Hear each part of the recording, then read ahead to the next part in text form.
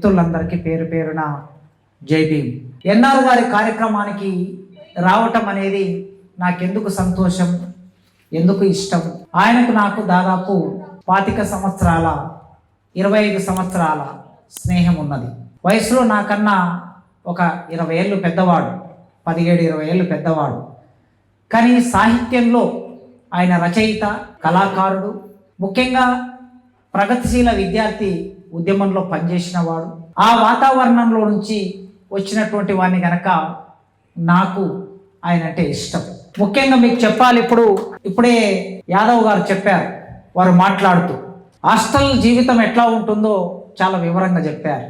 మేము వాళ్ళ తర్వాతి తరం హాస్టల్ జీవితంలోకి వచ్చిన వాళ్ళు.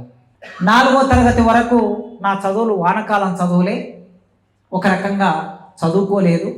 నేరుగా 5వ తరగతిలో తీసుకెళ్ళి మా మండల హెడ్ క్వార్టర్లో సోషల్ వెల్ఫేర్ హాస్టల్లో వేశారు. మా ఊరిలో సిపిఐ పార్టీ నాయకుడు వీరన్న గౌడు, కమ్యూనిస్టు పార్టీ నాయకుడు అయినా నేను చదువుకోవాలనే ఉద్దేశంతో తీసుకెళ్ళి సోషల్ వెల్ఫేర్ హాస్టల్లో వేశారు.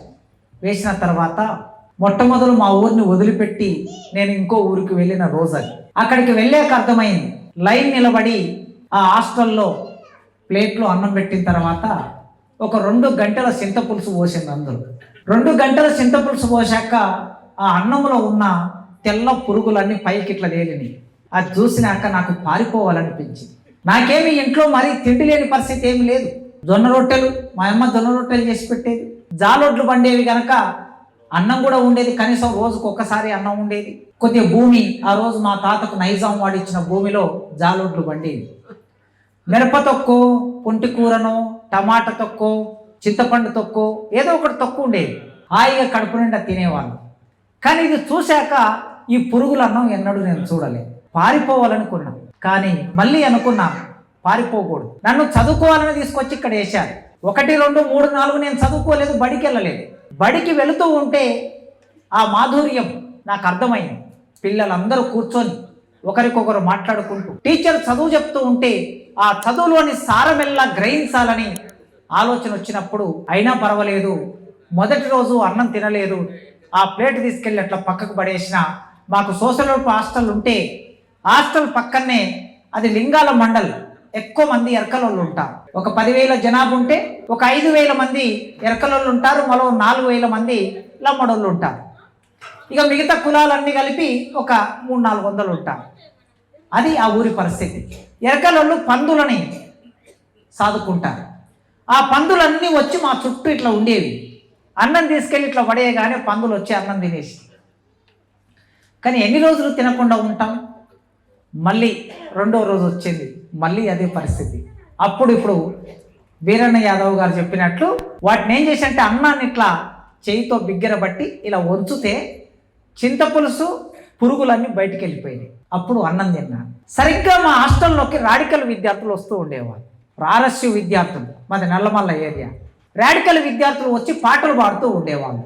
ఆ పాటలు పాడుతూ ఉన్నప్పుడు నేను విన్న పాట, హాస్టాలు పిల్లలమ్మ అపనిందలేస్తరేమి, కళ్ళుంటే చూసిపోండి, కథ ఏందో తెలుసుకోండి.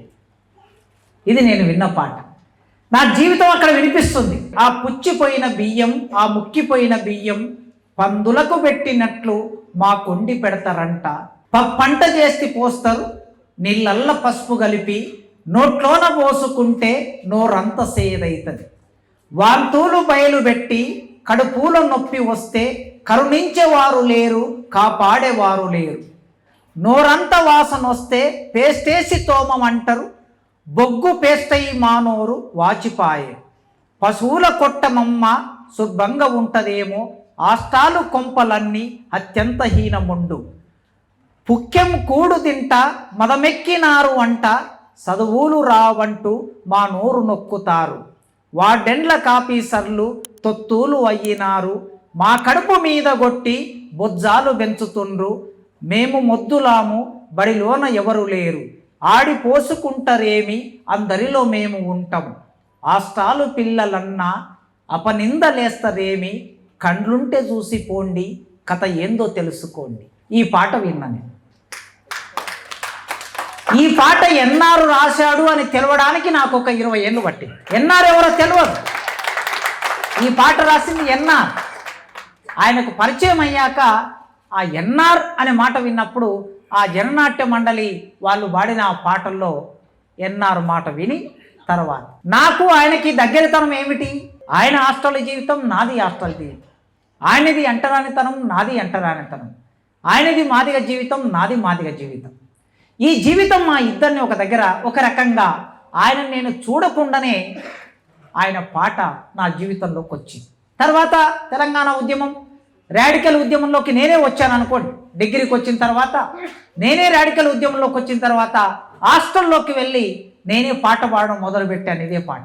నా చిట్టి చేతులు చక్కని రాతలు నేర్వలేదయ్యో అని నల్గొండ జిల్లా యాదగిరి రాసిన పాట. హాస్టల్లోకి పోతే హాస్టల్ పిల్లలమ్మ అపనిందలేస్తారేమి అని ఈ పాట హాస్టల్లోకి వెళ్ళి పిల్లలకు పాడుతూ క్యాంపెయిన్ చేస్తూ వాళ్ళని ఆర్గనైజ్ చేసేది. అట్లా హైదరాబాద్కి వచ్చిన తర్వాత రాజకీయాలు తెలిసాక నిజాం కాలేజ్ గ్రౌండ్స్లో 2000 సంవత్సరం 2005 ఆ మధ్య కాలంలో అప్పటికి నా డిగ్రీ అయిపోయి సెంట్రల్ ఇన్స్టిట్యూట్లో చదువుతున్నప్పుడు 1,00,000 మందితో ఒక పెద్ద మీటింగ్ జరిగింది. ఆ పెద్ద మీటింగ్లో ఒక చిన్న అమ్మాయి వేదిక మీద నుంచి ఒక పాట పాడుతుంది. నేను ప్రపంచీకరణకు వ్యతిరేకంగా వచ్చిన సాహిత్యం మీద పరిశోధన చేస్తున్న సెంట్రల్ ఇన్స్టిట్యూట్లో. ఆ పరిశోధన చేస్తున్నప్పుడు ఒక చిన్న అమ్మాయి వేదిక మీద నుంచి పాట పాడుతుంది. అమరీకోడో ఓ డమరీకోడో, అమరీకోడో ఓ డమరీకోడో. యాక్చువల్గా అక్కడ పదము సంధి విడగొడితే అమరీకోడో ఓరి అమరీకోడో, కానీ ఎన్ఆర్ అట్లా రాయలేదు ఆ పాటను. అమరీకోడో ఓ డమరీకోడో, డకారం కలిపేశాడు, సంధి విడగొట్టలే, సంధి కలిపేశాడు. అంటే రిధం అక్కడనే ఉందన్నమాట. సంధి కలపటం మూలంగా రిధం వచ్చింది దానికి. ఒక చిన్న అమ్మాయి చాలా అద్భుతంగా అమరీకోడో ఓ డమరీకోడో, నీ బుద్ధి ఎట్లా మారేది అమరీకోడో, నీ బుద్ధి ఎట్లా మారేది అమరీకోడో. చాలా ఆశ్చర్యపోయాను నేను. పాట విన్నాను, మొత్తం పాట అంతా విన్నాను. నాగసాకి మన బాంబులు వేశావు, అక్కడ ఆ దేశాన్ని కూల్చావు, ఇక్కడ ఈ దేశాన్ని కూల్చావు, రష్యాని కూల్చేశావు, బిన్ లాడెన్ను నీవే పోషించి రష్యా మీద యుద్ధం ప్రకటింపజేశావు, ఆయుధాలు నీవే అమ్మావు, యుద్ధం నీవే చేశావు, మళ్ళీ బిన్ లాడెన్ను నీవే పట్టుకున్నావు, వాడిని ప్రపంచ శత్రువు అన్నావు, మళ్ళీ వాడిని నీవే చంపావు. ఇట్లా మొత్తం ఒక ఆర్థిక రాజకీయ నేపథ్యంతో పాట సాగుతుంది. ఆ చిన్న అమ్మాయి పాట పాడుతుంది. తర్వాత తెలిసింది ఆ అమ్మాయి ఎవరో కాదు, స్పందన ఎన్ఆర్ బిడ్డే అనే విషయం. ఈ 2 పాటలు నేను రమేష్ ఈ 2 పాటలు కూడా వాడేస్తాడేమో, నేను మాట్లాడడానికి అవకాశం ఉండదేమో అనుకున్నాను. వదిలేశాడు ఈ 2 నాకు. సునీల్ కూడా వదిలేశాడు. అంటే ఈ 2 పాటలు, మిగతా చాలా పాటలు అంబేద్కర్ మీద వాడిన పాట నేను కొన్ని వందల సభల్లో విన్నాను. ఆయన పాట అనే విషయము, ఆయన పాటల పుస్తకం నాకు ఇచ్చినప్పుడు తెలిసింది. అప్పటి వరకు ఆయన పాట అని తెలియదు నాకు. కనుక ఇట్లా తెలుగు సమాజం మీద విశేషమైన ప్రభావం వేసినటువంటి అతి కొద్ది మంది కళాకారుల్లో ఎన్ఆర్ ఉన్నాడు. ఇప్పుడు రమేష్ నాకు ఇప్పటి వరకు రచయిత కవి అని తెలుసు, కళాకారుడు అనే విషయం నాకు తెలియదు. నేను ఎప్పుడు ఆయన పాట పాడితే వినలేదు, కవిత్వం చదివితే విన్నాను, మాట్లాడుతుంటే విన్నాను. కానీ అద్భుతమైన కళాకారుడు. సునీల్ ఎట్లా పాడుతున్నాడు అంత అద్భుతంగా పాడుతూ ఉన్నాడు ఆయన. నిజంగా తెలుగు సమాజంలో ఒక గూడంజన్న, ఒక గద్దరన్న పోయిన తర్వాత వీరి లోటు ఎవరు తీరుస్తారు అని అంటే, వారి లోటు తీర్చడం కోసం అటువైపు నుంచి ఏపూరి సోమన్న, ఇటువైపు నుంచి తమ్ముడు రమేష్, సునీల్, ఇంతమంది ఆ లోటును తీర్చడం కోసం వస్తూ ఉన్నారు. నిజంగా కంటతో పాట పాడటం అనేది కొందరే చేస్తారు. పాటకుండే లక్షణం ఏమిటంటే, మీరు ఎప్పుడైనా చూడండి, గద్దరన్న చూస్తూ పాట పాడలేదు, గూడంజన్న చూస్తూ పాట పాడు. అట్లా చూస్తూ పాట పాడితే ఏమవుతుందంటే, పాటని మనం సాధికారికంగా శ్రోతల్లోకి పంపించలేము. చూడకుండా పాడటం అనేది ఆంగిక అభినయం పాట అంటే శరీరాన్ని మొత్తం కదిలిస్తూ పాడే పాట. ఇప్పుడు రమేష్ మన ముందు ఒక అరగంట సేపు ఆ ఆంగిక అభినయాన్ని అద్భుతంగా ప్రదర్శించాడు ఆయన పాటల ద్వారా. సో మార్పు కళామండలి అనే ఒక నేపథ్యంలో ఇవాళ మనం ఇక్కడ కలుసుకున్నాం. మార్పు కళామండలి అయినా, ఎన్ఆర్ అయినా, ఇంకొకరైనా, రమేష్ అయినా, సునీల్ అయినా, ఎవరైనా ఎక్కడి నుంచి వస్తారు? మనం అనుకుంటాం ఇది వైయక్తికమైన ప్రతిభ, వ్యక్తిగతమైన ప్రతిభ నుంచి వీళ్ళందరూ ఎదుగుతారు అనుకుంటాం. అది వాస్తవం కాదు. వ్యక్తిగతమైన ప్రతిభ నుంచి ఎదగాలనుకుంటే చాలా మందికి ప్రతిభ ఉంటుంది, కానీ ప్రతిభ ఉన్న వాళ్ళు ఎవరికి సమాజంలో గుర్తింపు ఉండదు. చాలా మందికి మనకున్న ప్రతిభ ఒక సామాజిక సందర్భంలో, సామాజిక నేపథ్యంలో ఆ ప్రతిభ రాణిస్తుంది. ఆ ప్రతిభ రూపొందడానికి ఒక సామాజిక సందర్భం ఉంటుంది, సంఘర్షణ ఉంటుంది, ఆరాటం పోరాటం ఉంటుంది. ఆ ఆరాట పోరాటంలో మనిషి రూపొందడానికి, కళాకారుడిగా, కవిగా, వక్తగా, రచయితగా రూపొందడానికి సమాజమే తోడ్పాటు అందిస్తుంది.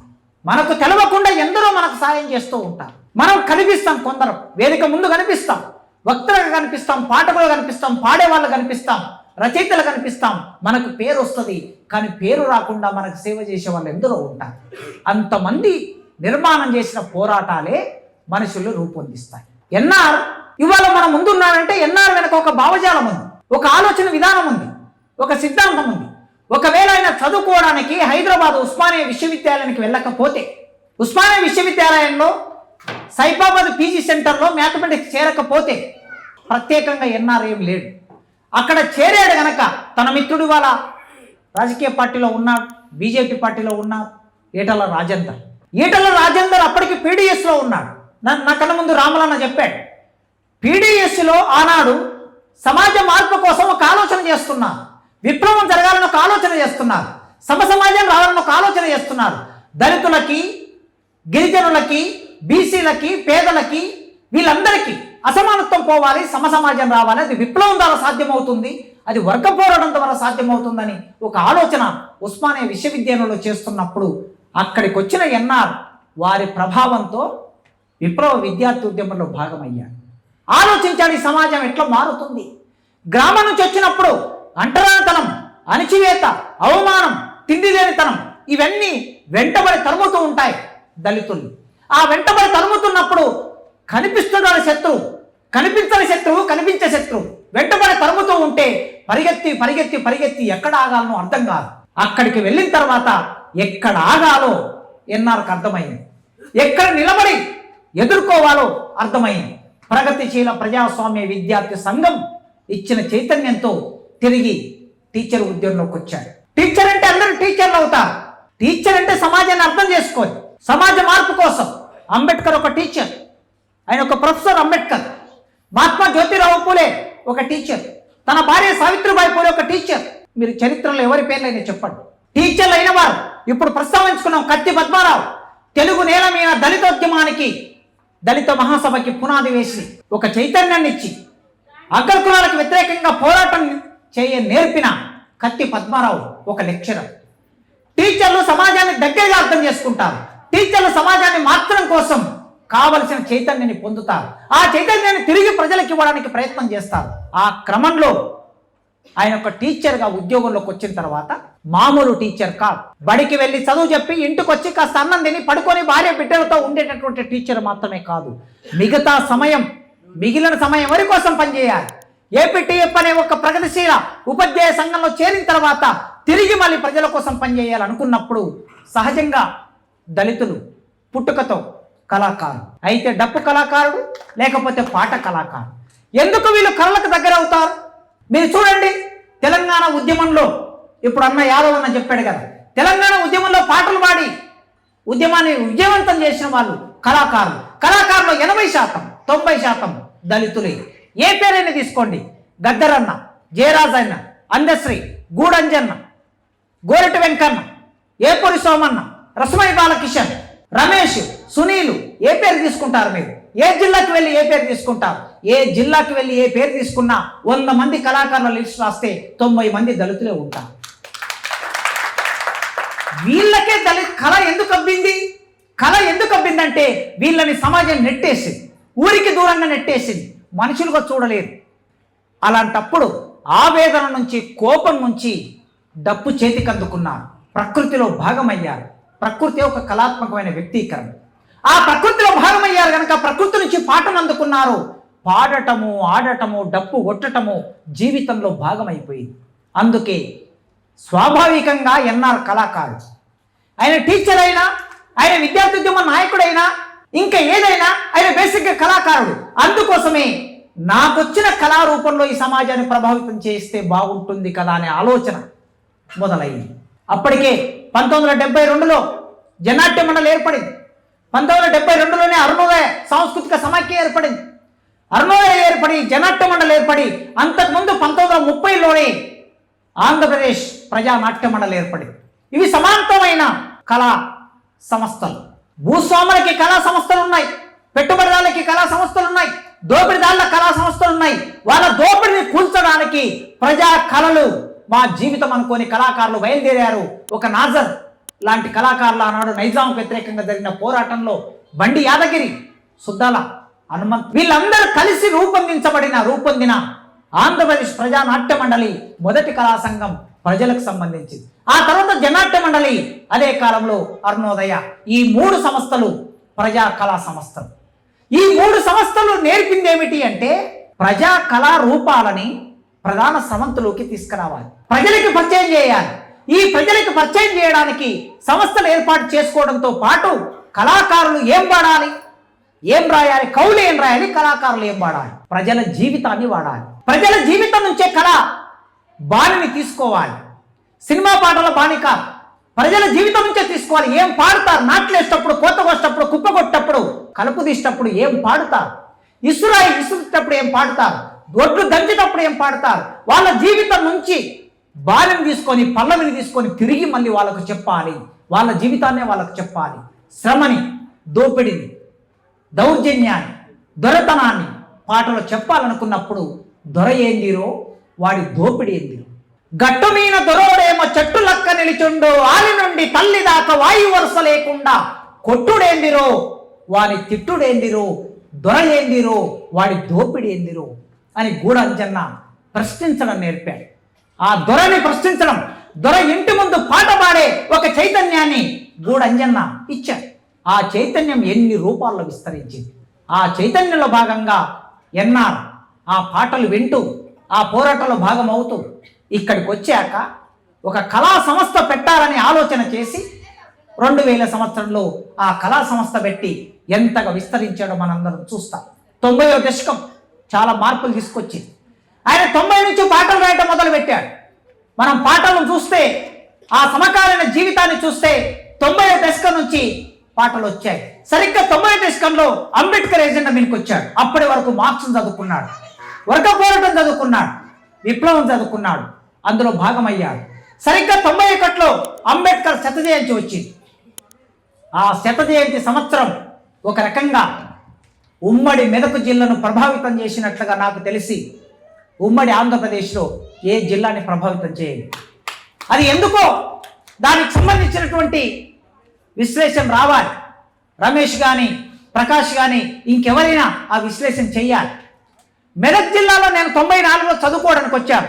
హత్నూరకి గురుకుల కాలేజీకి వచ్చాను నేను, నల్లమల్ల అడవుల్లోంచి. వచ్చిన తర్వాత ఎవరి నోట విన్నా కూడా అంబేద్కరే, ఎవరి నోట విన్నా బహుజన్ సమాజ్ పార్టీ, ఎవరి నోట విన్నా నీలిరంగు పాటలు, ఇవే వినిపిస్తున్నాయి. మా జిల్లాలో అసలు ఎన్నడూ ఈ మాటనే లేదు. మాకు ఉమ్మడి మెదక్ జిల్లాని ఇంతగా బహుజన్ సమాజ్ పార్టీ అంబేద్కర్ ఎందుకు ప్రభావితం చేశాడు అనే విశ్లేషణలు నాకు తెలిసి పెద్దగా రాలేదు. ఇది ఒక యూనిట్గా తీసుకొని, దీన్ని ఒక క్షేత్రంగా తీసుకొని మీరు పరిశోధన మొదలుపెట్టండి. ఆ రోజుల్లో ఇంతగా ప్రభావితం అంబేద్కర్ చేసినప్పుడు ఆ శత జయంతి సంవత్సరం, ఆ కాలంలో ఒక కన్ను మార్క్స్ ఆయన పాటల పుస్తకానికి, మొదటి పాటల పుస్తకానికి నాలేశ్వరం శంకరం ముందు మాట రాశాడు. ఆ ముందు మాటలో 3 మాటలు చెప్పాడు ఆయన. ఎన్ఆర్కి ఒక కన్ను మార్క్స్, రెండో కన్ను అంబేద్కర్ అన్నట్లు మూడో కన్ను ఉంది ఎన్ఆర్కి. ఆ మూడో కన్ను త్రినేత్రుడుకుంటుంది. ఎన్ఆర్కున్న మూడో కన్ను మాదిగ దండోర ఉద్యమం అని రాశాడు ఆయన. అట్లా 3 కన్నులతో ఈ సమాజాన్ని చూశాడు. నిజంగా ఇవాళ మేము మాత్రం ఎందుకు మాట్లాడుతున్నాం? విప్లవంలో భాగమైనటువంటి మేము, అంబేద్కర్ను మేము మాత్రం ఎందుకు మాట్లాడుతున్నాం? ఎందుకు మాట్లాడుతున్నాం అంటే అది మా జీవితం కనుక. అంబేద్కర్ వేరు కాదు, అంబేద్కర్ మా జీవితం. మా జీవితాన్ని వ్యాఖ్యానించాడు, మా జీవితానికి పరిష్కారాన్ని చెప్పాడు, మాకు చదువును అందించాడు, మాకు ఉద్యోగాన్ని అందించాడు, మాకు ఈ సమాజాన్ని చూడటం నేర్పించాడు, ఈ సమాజాన్ని వ్యాఖ్యానించడం నేర్పించాడు. నిజమే, భారత సమాజాన్ని అర్థం చేసుకోవడానికి మాకు అంబేద్కర్ ఒక దృక్పథాన్ని ఇచ్చాడు. ప్రపంచాన్ని అర్థం చేసుకోవడానికి కార్ల్ మార్క్స్ మరో దృక్పథాన్ని ఇచ్చాడు. కనుక అంబేద్కర్ గురించి ఎన్ఆర్ఏ మాట్లాడతాడు, అంబేద్కర్ గురించి ఎవరైనా ఎందుకు మాట్లాడతారంటే జీవితంలో భాగంగా మాట్లాడతాం. అందుకే అప్పటి వరకు ఆయన వర్గ పోరాటం మీద రాసిన పాటలు, విప్లవ విద్యార్థుద్యమం మీద రాసిన పాటలు మెల్లగా అంబేద్కర్ వైపు ప్రసరించాయి, ఈ అంటరానితనం వైపు ప్రసరించాయి. నిజమే కదా, ఎందుకు దోపిడీ జరుగుతుంది? ఈ దేశంలో కులాన్ని బట్టి దోపిడీ జరుగుతుంది. వర్గ పోరాటంలో కులాన్ని బట్టి దోపిడీ జరుగుతుందంటే అంగీకరించరు. దాని మీద నేను ఒక పెద్ద పోరాటమే చేస్తున్నా. కులాన్ని బట్టి దోపిడీ అనేది అందరికీ ఒకేలాగా జరుగుతుందంట. నిజమా ఇది? చూడండి మీరు, తెలంగాణ రైతాంగ సాయుధ పోరాటంలో ఆ కాలం ముందు వెట్టి చాకిరి ఉంది. ఈ వెట్టి చాకిరి బ్రాహ్మణులకి వెట్టి చాకిరి ఉందా? రెడ్లకి వెట్టి చాకిరి ఉందా? వెలమలకి వెట్టి చాకిరి ఉందా? కోమట్లకి వెట్టి చాకిరి ఉందా? లేదే. ఎవరికి వెట్టి చాకిరి? వెట్టి మాదిగా, వెట్టి మాల, వెట్టి చాకలి, వెట్టి మంగలి. వెట్టి అంటే ఏమిటి? ప్రతిఫలం లేకుండా పనిచేయటం. అంటే ఇక్కడ దోపిడీ కులాన్ని బట్టి భారతదేశంలో దోపిడీ ఉంటుంది, లింగాన్ని బట్టి భారతదేశంలో దోపిడీ ఉంటుంది. ఒకే పని స్త్రీ పురుషులు ఒకే పని చేస్తే పురుషుడికి ఇచ్చే కూలి స్త్రీకి ఇస్తారా? మనం మామూలుగా మట్టి పని చేయడానికి పోతాం. మట్టి పని చేయడానికి పోయినప్పుడు పార పని చేసేవాడికి, గడ్డపార తోవేవాడికి ఒక కూలి, తట్ట ఎత్తే ఆడ మనిషికి మరో కూలి. ఒకరోజు ఒక ఆమె అడిగింది, నేను సికింద్రాబాద్ గద్దరన్న ఉండే ఆ ఏరియాలో భూదేవి నగర్లో మా పాలమూరు గుడిసెలు వేసుకొని ఉంటారు మా వాళ్ళు. నేను ఇక్కడ ఇంటర్మీడియట్ చదువుతూ ఎండాకాలం చెరువులు వచ్చినట్టే మట్టి పని చేసుకోవడానికి వెళ్ళేవాడిని. ఎందుకు అంటే ఒక నెల రోజులు మట్టి పని చేస్తే ఒక 100 రూపాయలు 200 వస్తే బట్టలు కొనుక్కొని మళ్ళీ కాలేజీకి వెళ్ళాలని మట్టి పని చేసేవాడిని ఎండాకాలం. మా ఊరి ఆమెతో పాటు మేమందరం కలిసి గుడిసెలు వేసుకొని ఉండేవాళ్ళం. ఒకరోజు సికింద్రాబాద్కి వెళ్ళి ప్రశాంత్ టాకీస్ దగ్గర పనిచేసి మళ్ళీ వెళ్తూ ఉన్నాం. బస్ ఎక్కి వెళ్తున్నాం. నేను చిన్న పిల్లవాడిని, ఆమె నాకన్నా పెద్ద ఆవిడ. ఇంటర్మీడియట్ అంటే ఎన్ని ఏళ్ళు ఉంటాయి? 17-18 ఏళ్ళు ఉంటాయి. ఆమెకి 20 ఏళ్ళ పైన ఉన్నాయి. పని చేసేటప్పుడు నేను పార పని చేస్తాను కనుక నాకు 8 రూపాయలు, అంటే ఆ రోజు లెక్క చెప్తాను, 8 రూపాయలు. ఆమె తట్ట ఎత్తుతుంది కనుక ఆమెకు 5 రూపాయలు. ఆమెకు నాకు 3 రూపాయలు తేడా ఉంది. బస్ ఎక్కిన తర్వాత ఒక మాట అడిగింది కండక్టర్ని, ఏమయ్యా కండక్టరు, కూలీ వీనికి ఎక్కువ ఇస్తున్నారు, నాకు తక్కువ ఇస్తున్నారు, టికెట్లో నాకేమైనా తక్కువ ఉందా అని అడిగింది ఆమె. లేదు, టికెట్లో తక్కువ లేదు, దోపిడీలో తక్కువ ఉంది. దోపిడీ దగ్గర అక్కడ స్త్రీ దోపిడీ గురి అవుతుంది. దళితులకి ప్రత్యేకంగా దోపిడీకి గురవుతాడు. కులాన్ని బట్టి భారతదేశంలో దోపిడీ జరుగుతుంది. అందుకే ఆ విషయం ఆయనకు అర్థమైనప్పుడు దాని మీద పాట ఎట్లా రాయాలి అని ఒక ఆలోచన విధానం చేసి, ఇంతకుముందు రమేష్ పాడిన పాటలు, సునీల్ పాడిన పాటలు ఆ దోపిడీకి సంబంధించింది. అట్లా 90వ దశకంలో అంబేద్కర్ ఇచ్చిన ఆలోచన విధానంతో పాటల్ని మార్పు కళామండలి ముందుకు తీసుకొచ్చింది. ఒక సమూహం తన బిడ్డ పాడుతుంది, తన భార్య పాడుతుంది, తాను పాడతాడు. ఒక 20-30 మంది వీళ్ళందరినీ తయారు చేసి సమాజం మీదకి వదిలేయాడు. ఒక వ్యక్తి ఒక శక్తిగా మారటం. ఒక వ్యక్తి శక్తిగా ఎప్పుడు మారతాడు?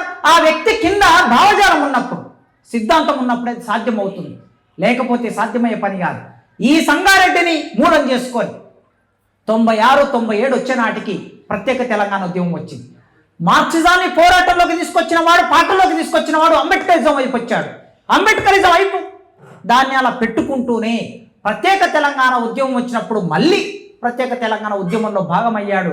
రమేష్ గుర్తు చేశాడు, ఎక్కడో చిన్న పిల్లలతో ఒక స్కూల్లో మీటింగ్ పెట్టాడు. స్కూల్లో మీటింగ్ పెట్టి అక్కడికి పిలిపించాడు నన్ను. దాదాపు 120-130 కిలోమీటర్ల ఆ ఊరి పేరు నాకు సరిగ్గా గుర్తులేదు ఇప్పుడు. అంటే గ్రామానికి ఉద్యమాన్ని ఎట్లా తీసుకెళ్లాలని ఆలోచన చేసి ప్రత్యేక తెలంగాణ ఉద్యమం ఎక్కడ జరిగితే అక్కడ తన కళాకారులతో, టీముతో రాత్రి పగలు అనే తేడా లేకుండా తిరిగాడు. అప్పుడే ప్రపంచీకరణ వచ్చిన ఆ రోజుల్లో ప్రపంచీకరణ వ్యతిరేకంగా మార్పు కళామండలి ఒక ప్రత్యేకమైన ఆలోచన విధానంతో పాఠం తీసుకొచ్చింది. 25 ఏళ్ళు నిండిన ఈ సందర్భంలో ఆ మనిషిలో ఉండే ఆలోచన, ఇంకా ఆరోగ్యం సహకరించకపోయినా, శరీరం సహకరించకపోయినా మెదడు చురుకుగా పనిచేస్తుంది. ఆ మధ్యన ఎవరు అన్నాడట, ప్రొఫెసర్ సాయిబాబా గురించి విన్నారు కదా మీరు. ప్రొఫెసర్ సాయిబాబాని భారతదేశం చంపేసింది. ఈ దేశం చట్టం, న్యాయం అందరు కలిసి చంపేశారు. ఆ జడ్జి తీర్పిస్తూ ఒక మాట అన్నాడు, ఆయనకు 2 కాళ్ళు లేవు, 2 మనుషులు సాయం చేస్తే తప్ప ఆ కుర్చీలో కూర్చొని తోసుకుంటూ పోతేనే వెళ్తాడు ఆయన. ఆ జడ్జి అన్నాడు, లాయర్ అడిగాడట, ఆయనకు 2 కాళ్ళు పనిచేయవు, 2 మనుషులు ఉంటే తప్ప ఎక్కడికి కదలలేడు, మీరేమో ఎక్కడికో గడ్చిరోల దగ్గరికి వెళ్ళి ఆయన నక్సలైట్లతో, మావోయిస్టులతో కలిసి కుట్ర చేశాడని మీరు కేసు పెట్టారు అని అంటే, జడ్జి అంటాడట, ఆయన కాళ్ళు సరిగ్గా పనిచేయకపోయినా ఆయన మెదడు చాలా చురుకుగా పనిచేస్తుంది కనుక నాకు ఈ చట్టంలో అవకాశం ఉంటే 10 ఏళ్ళు మాత్రమే ఆయనకు శిక్ష విధించే నాకు అవకాశం ఉంది. ఈ అవకాశం కాస్త ఈ పరిమితి దాటి ఉంటే ఎక్కువ శిక్ష వేసేవాడిని అని ఒక దుర్మార్గంగా జడ్జి మాట్లాడాడు. సరే, సాయిబాబాని ఏదో విధంగా చంపేశాడు. అయితే మెదడు చురుకుగా పనిచేస్తుంది, ఆలోచన చురుకుగా పనిచేస్తాయి. నేను ఒక విచిత్రమైన విషయం చెప్పాలి మీకు. ఆయన నాకు ఫస్ట్ టైం ఒక సంవత్సరం కిందట ఎప్పుడు అనారోగ్యం పాలు ఎప్పుడైందో నాకు సరిగ్గా తెలియదు. ఈ మధ్యలోనే 2-3 ఏళ్ల కిందట కూడా కలుసుకున్నాం. అనారోగ్యం పాలైన తర్వాత ఒకరోజు ఫోన్ చేశారు 9 o'clock 10 o'clock ఆ టైంలో. ఆయన మాట్లాడుతున్న మాట నాకు సరిగ్గా అర్థమవుతలేదు. అప్పుడప్పుడు కొందరు నాకు ఈ టైంలో ఫోన్ చేస్తూ ఉంటారు ఎక్కడో గ్రామాల నుంచి. కొద్దిగా మంది వేసుకొని ఫోన్ చేస్తారు కొందరు, నాకు అర్థమవుతుంది. ఈ మంది వేసుకొని ఫోన్ చేసిన వాళ్ళు ఎట్లా మాట్లాడతారో తెలుసు కదా మీ అందరికీ. నాకు ఎవరైనా తాగే వాళ్ళంటే చాలా కోపం. ఎవరన్నా అట్లా మంది వేసుకొని ఫోన్ చేస్తే ఇమ్మీడియట్గా ఫోన్ కట్ చేస్తా. అయితే నాకు ఏమిటి ఎన్నారన్న ఇట్లా మాట్లాడుతున్నాడు అని డౌట్ వచ్చింది. అంటే మాట సరిగ్గా రానప్పుడు వెంటనే డౌట్, నాకు అనారోగ్యం పాలైన విషయం తెలియదు, డౌట్ వచ్చింది. డౌట్ వచ్చి సరే ఆయన చెప్పే విషయం విని అన్నారు రేపు నేను మాట్లాడతా అని చెప్పి ఫోన్ పెట్టేసిన తర్వాత వేరే టీచర్స్ మిత్రుల్ని అశోక్ అన్నని ఫోన్ చేసి కనుక్కుంటే ఆయన అనారోగ్యం పాలయ్యాడనే విషయం తెలిసి చాలా బాధపడ్డాను. అందుకే తప్పనిసరిగా చూడాలని వాళ్ళు వచ్చాను ఎన్ఆర్ఎన్. నేను మెదడు చాలా చురుకుగా పనిచేస్తుంది, సమాజం కోసం పనిచేస్తుంది. అందుకే 25 ఏళ్ళ ఈ సంస్థ, ఇది చాలా తక్కువ కాలం. అరుణోదయ 50 ఏళ్ళు అయింది, జనాట్య మండలి 50 ఏళ్ళు అయింది, కమ్యూనిస్టు పార్టీ 100 ఏళ్ళు అయింది. అంబేద్కరు ఇది 25 సంవత్సరాలు అయింది. అంబేద్కరు ఆ దుర్మార్గమైన చట్టాన్ని, మనువు రాసినటువంటి ఆ చట్టాన్ని కాల్చివేసి కూడా 100 ఏళ్ళు అయింది. ఒక చారిత్రక సందర్భంలో ఈ మీటింగ్ జరుగుతున్నది. 25 ఏళ్ల సందర్భంగా ఈ మీటింగ్ జరుగుతున్నది. ఇప్పుడు మనం ఇక్కడ కూర్చున్నాలో ఇంత చారిత్రక నేపథ్యం నుంచి ఎన్ఆర్ ఎదిగాడు. ఎన్ఆర్ వెనుక మార్క్సిజం ఉన్నది, ఎన్ఆర్ వెనుక వర్గ పోరాటం ఉన్నది, ఎన్ఆర్ వెనుక అంబేద్కర్ సిద్ధాంతం ఉంది, తెలంగాణ పోరాటం ఉంది. ప్రపంచీకరణ నేపథ్యంలో ఆయన అర్థం చేసుకున్న సమాజాన్ని వ్యాఖ్యానించడానికి ఈ పోరాటం అంతా నడిచింది. పాటలన్నీ రాశారు. అందుకే ఆయన ఇతివృత్తం, ఆ పాటలకి ఇతివృత్తం అదే. ఇంతకుముందు రాజశేఖర రెడ్డి మీద పాట పాడాడు కదా. నిజానికి ఒక కాలేజీ లెక్చరర్గా ఉండి రాజశేఖర రెడ్డి మీద పాట రాయటం అంటే దమ్ము ఉండాలి. అదే మామూలు సాధ్యమయ్యే పని కాదని. ముఖ్యమంత్రి నేరుగా పేరు పెట్టి పాట రాయటం అనేది గద్దరనే రాశాడు. ఆ తర్వాత ఎన్ఆర్ రాశాడు నేను చూసిన మేరకైతే. ఎందుకంటే నేను చిన్నప్పటి నుంచి నాకు పాటలు పాడడం ఇష్టం. పాటలు చదువుతూ ఉంటాను, బాగా వింటూ ఉంటాను. ఎన్ఆర్ అన్న పాటలు, చాలా పాటలు నేను పాడుతున్నప్పుడు విన్నాను. ఇప్పుడు రమేష్, సునీల్ పాడుతుంటే విన్నాను. కనుక నేరుగా ముఖ్యమంత్రి పేరు పెట్టి పాట రాసినటువంటి వ్యక్తి జలగం వెంగళరావు మీద రాశాడు గద్దరన్న.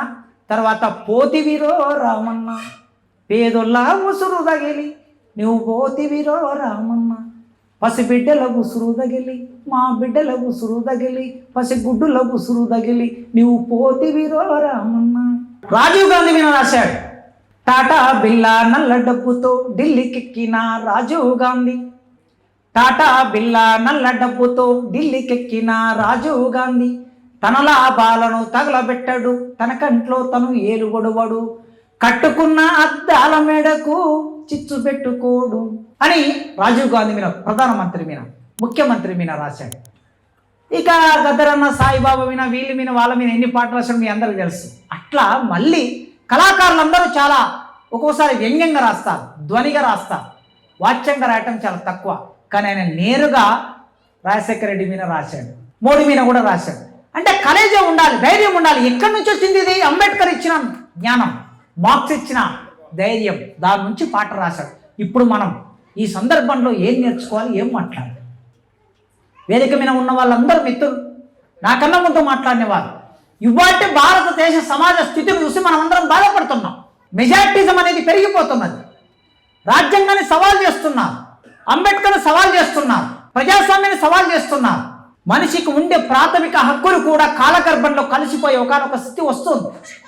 రాజకీయ నాయకుల విలువ లేకుండా పోతున్నాయి. ప్రతిపక్ష నాయకుడు, అధికార పక్ష నాయకుడు ప్రజా సమస్యల్ని పక్కన పెట్టి బూతులు మాట్లాడుకునే పరిస్థితి ఏర్పడింది. తెలంగాణ సమాజంలో ఇలాంటి పరిస్థితి చూడలేదు మనం. చాలామంది రాజకీయ నాయకులు ఉన్నారు, సిద్ధాంతపరంగా విభేదించాం. కానీ ఒక ముఖ్యమంత్రి, మంత్రి, మాజీ ముఖ్యమంత్రులు ఆ స్థానంలో ఉన్న వాళ్ళు మాట్లాడే భాషను చూస్తే మనకి ఒక రకంగా వెగటు పుట్టే పరిస్థితి ఏర్పడింది తెలంగాణ ప్రాంతంలో. ఈ కల్చర్ వచ్చినప్పుడు ఈ సమాజానికి ఏ విలువలు నేర్పిస్తారు? భారతదేశంలో ఏ విలువలు ప్రొడ్యూస్ చేస్తారు? అందుకే మిత్రులారా, ఇప్పుడు మనం సమాంతరంగా బ్రాహ్మణీయ కల్చర్ మన మీద దాడి చేస్తున్నప్పుడు, ఫాసిజం మన మీద దాడి చేస్తున్నప్పుడు, రాజ్యాంగాన్ని ప్రశ్నార్థకం చేస్తున్నప్పుడు మనం ఏకం కాకపోతే, మనం ఒకటి కాకపోతే, ఒక సిద్ధాంత ప్రాతిపాదిక మీద నిలబడకపోతే ఇక మనం అంబేద్కర్ మీద ఎన్ని మాట్లాడినా, మార్క్స్ మీద ఎన్ని మాట్లాడినా వాటికి అర్థం ఉండదు. సంగారెడ్డి పట్టణం ఈ వేదిక మీద నుంచి ఎన్ఆర్ రూపొందించిన ఆ కళామండలి, మార్పు కళామండలి నేపథ్యం నుంచి మనం స్పష్టంగా ఆలోచించాలి, నిర్దిష్టంగా ఆలోచించాలి. అడవులు ఎందుకు మాయమైపోతున్నాయి? అడవుల మీద దాడులు ఎందుకు జరుగుతున్నాయి? దళితుల మీద దాడులు ఎందుకు జరుగుతున్నాయి? ఉన్నావు ఒక దళిత 17 సంవత్సరాలు ఉన్న అమ్మాయిని రేప్ చేస్తే, ఆ అమ్మాయి కోర్టుకు వస్తే, గట్టిగా నిలబడితే పోలీసులు ఆ అమ్మాయి తండ్రినే బాధితుల్ని చేసేటటువంటి దేశంలో మనం బతుకుతున్నాం. ఆ అమ్మాయి తండ్రిని తీసుకెళ్లి పోలీస్ స్టేషన్లో వేసి కొట్టి చంపేశారు. అయినా కేసు విత్డ్రా చేసుకోలేదు, గట్టిగా నిలబడ్డారు. ఇప్పుడు ఆ అమ్మాయి ఆ తల్లి ఇద్దరే ఒంటరిగా పోరాటం చేస్తుంటే హైకోర్టు కింది కోర్టు వేసిన శిక్షని రద్దు చేస్తూ హైకోర్టు మొన్న తీర్పిచ్చింది. 4 రోజుల కిందట తీర్పిచ్చింది. ఆ నేరస్తుడు బయటకు వచ్చాడు. ఆ నేరస్తుడు జైల్లో ఉన్నప్పుడే అమ్మాయి తండ్రిని చంపేశాడు. ఇప్పుడు బయటకు వచ్చిన తర్వాత అమ్మాయిని బతకనిస్తాడా, తల్లిని బతకనిస్తాడా? వాళ్ళిద్దరూ ఆ ఢిల్లీ రోడ్ల మీద మాకు న్యాయం కావాలని తిరుగుతున్నారు. సుప్రీంకోర్టు మెట్టెక్కారు, మాకు న్యాయం కావాలి. ఈ దేశంలో మనకు న్యాయం దొరుకుతుందా? అట్టడుగు వర్గాలకి, దళితులకి న్యాయం దొరుకుతుందా? కనుక మనల్ని చంపేసిన, అత్యాచారాలు చేసిన, మాట్లాడేవాడు లేని ఒకానొక పరిస్థితి ఏర్పడినప్పుడు, ఈ సమాజం సున్నితత్వాన్ని కోల్పోయినప్పుడు, ఈ సమాజం కరుడుగా మారిపోయినప్పుడు, కటువుగా మారిపోయినప్పుడు దాన్ని మళ్ళీ సున్నితంగా మార్చవలసిన బాధ్యత కవులు, కళాకారుల మీదే ఉంటుంది. తెలంగాణ ఉద్యమ సందర్భం, నక్సలైట్ ఉద్యమ సందర్భం, అంబేద్కర్ ఉద్యమ సందర్భం, ఎప్పుడైనా సరే కళాకారులు మొదటి వరుస నిలబడి ఈ సమాజాన్ని ఏకం చేశారు. కనుక మళ్ళీ మార్పు కళామండలి నేపథ్యంలో, ఎన్ఆర్ నేపథ్యంలో మనం కవులము, కళాకారులం మన కళలకి, గళాలకి పని చెప్పాలి. ఆ పని చెప్పే క్రమంలో ప్రత్యామ్నాయ సంస్కృతి ఏమిటయ్యా ఈ దేశంలో అంటే దళితులు, బీసీలు, ఆదివాసులు, ఇది ప్రత్యామ్నాయ సంస్కృతి. ఈ ప్రత్యామ్నాయ సంస్కృతిని మనం ఎత్తిపట్టాలి. అంబేద్కర్ను, పూలేను, సావిత్రిబాయి పూలేను ఎత్తిపట్టాలి. ఇప్పుడు మనం ఇంకొక మాట మాట్లాడితే మనల్ని టార్గెట్ చేసే ప్రమాదం ఉన్నది. కనుక పూలే, అంబేద్కర్, సావిత్రిబాయి పూలే, పెరియార్ వీళ్ళు మనకి ఆదర్శం. వీళ్ళ సిద్ధాంతాన్ని ముందుకు తీసుకెళ్ళాలి. వాళ్ళు ఏమంటున్నారు? దీన్ దయాళ్ వాజ్పేయి విగ్రహాన్ని ప్రధానమంత్రి గారు ఆవిష్కరణ చేశారు. ఎప్పుడో 90 ఏళ్ళు అనుకుంటా పెరియార్ మేళా జరిగింది ఉత్తరప్రదేశ్లో. మాయావతి ముఖ్యమంత్రి, కొన్ని లక్షల మంది వచ్చారు. అక్కడ ఒక పెద్ద పార్క్, ఆ పార్క్ నిండా అందరి విగ్రహాలని ఆవిష్కరింపజేశారు ఉత్తరప్రదేశ్లో. ప్రత్యామ్నాయ ఆలోచన విధానం చేసిన అంబేద్కర్, పూలే, సావిత్రిబాయి పూలే, పెరియార్, బుద్ధుడు వీళ్ళ విగ్రహాలని రూపొందించిన చోట ఇవాళ ఎవరి విగ్రహాలు పెడుతున్నారు? దీన్ దయాళ్ విగ్రహాన్ని, మదన్ మోహన్ మాలవ్య విగ్రహాన్ని, వాజ్పేయి విగ్రహాన్ని, గోల్వాల్కర్ రేపు ఇంకా వస్తారు ఒక్కొక్కరు. గోల్వాల్కర్ విగ్రహం, గాడ్సే విగ్రహం, వీళ్ళందరి విగ్రహాలు రాబోతున్నాయి. మరి వీళ్ళందరూ ఏం బోధించారు? మనకేం చెప్పారు? ఈ దేశాన్ని ఎట్లా ఉండాలని కలగన్నారు? ఈ దేశంలో వర్ణ వ్యవస్థ ఉండాలని, కుల వ్యవస్థ ఉండాలని, దళితుల పని చేయాలని, బ్రాహ్మణుల పని చేయాలని ఈ సమాజాన్ని విభజించి సూత్రీకరణ చేసి బోధించినటువంటి వాళ్ళు ప్రధాన స్రవంతులకు రాబోతున్నారు. రేపు మన నాయకులు, మన తత్వవేత్తలు వాళ్ళని వెనక్కి నెట్టి వాళ్ళ ఆలోచన లేకుండా చేసి ఒక కుట్ర జరుగుతున్నప్పుడు బుద్ధిజీవులుగా సంగారెడ్డి ప్రాంతంలో బహుజన సమాజ్ పార్టీ ఆలోచన విధానం విస్తృతంగా ప్రవహించిన ఉమ్మడి మెదక్ జిల్లాలో అంబేద్కరిజం గ్రామాన విస్తరించిన ఈ ఉమ్మడి మెదక్ జిల్లాలో మాట్లాడుకుంటున్నాం గనక ఆలోచన చెయ్యండి. ఎక్కడ పని చేస్తే అక్కడ చర్చ పెట్టండి. ఏ చిన్న మీటింగ్ అయినా 10 మంది అయినా 20 మంది అయినా మీటింగ్లో చర్చ పెట్టండి. టీ తాగుతున్నప్పుడు, టిఫిన్ చేస్తున్నప్పుడు, కూర్చొని మాట్లాడుకుంటున్నప్పుడు మనం ఈ విషయాలన్నింటినీ మాట్లాడకుండా ఉంటే కొన్ని రోజుల తర్వాత ఇక మాట్లాడడానికి ఎవరు మిగిలరు. ఎవరు మాట్లాడినా అర్బన్ నక్సలైట్లు అవుతారు, లేకపోతే దేశద్రోహులు అవుతారు, లేకపోతే టెర్రరిస్టులు అవుతారు. ఈ దేశం చైనాకు ఏజెంట్లు అవుతారు, పాకిస్తాన్కి ఏజెంట్లు అవుతారు. ఈ దేశంలో అసమ్మతి నిలబడాలని అంబేద్కర్ కోరుకున్నాడు. ప్రజాస్వామ్యం భారతదేశ రాజ్యాంగానికి ఆత్మ వంటిది అన్నాడు. ఈ ప్రజాస్వామ్యం నిలబడనప్పుడు, ఈ ప్రజాస్వామ్యమే కూలిపోతుంటే భారతదేశ పార్లమెంటరీ వ్యవస్థ మొత్తం కుప్పకూలిపోతుంది అన్నాడు అంబేద్కర్. ప్రజాస్వామ్యాన్ని బతికించుకోవాల్సిన బాధ్యత మనందరి మీద ఉన్నది కనుక ప్రజాస్వామిక వాదులారా మీరందరూ ఆలోచించండి. ఎన్ఆర్ అన్న ఆరోగ్యంగా ఉండాలని, ఆయన ఆరోగ్యాన్ని కాపాడుకోవాలని, మెదడు బాగా పనిచేయాలని, దాంతోపాటు మిగతా శరీర అవయవాలు కూడా తన స్వాధీనంలోకి వచ్చి మరిన్ని పాటలు రాసి మరిన్ని సభలు చేసి మనందరినీ చైతన్యపరచడానికి ఆయన ముందుకొస్తాడని సందర్భంగా కోరుకుంటూ ఇంతసేపు ఈ మాటలు విన్న మీ అందరికీ అభినందనలతో ముగిస్తున్నాను. Thank you.